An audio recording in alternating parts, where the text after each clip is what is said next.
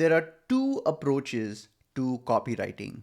The first is to write copy in a way that is so specific to your audience that you are using their language, you are raising their objections, you are essentially one of the tribe. And so, this is, of course, a very effective way of writing copy. And you have to do a lot of research to really understand what the product is about and who the consumer of the product is to write their copy.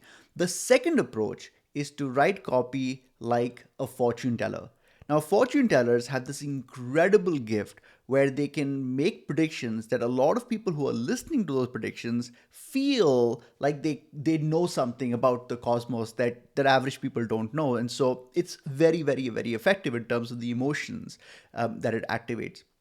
But what the fortune teller is doing effectively is they're being specific enough where you feel like there's no way they could have just randomly said this, but they're being vague enough where it actually, in reality, it does apply to a lot of people. So what they're effectively doing is they're creating a container in which people are pouring their emotions. And so it feels very visceral, it feels very real for the receiver.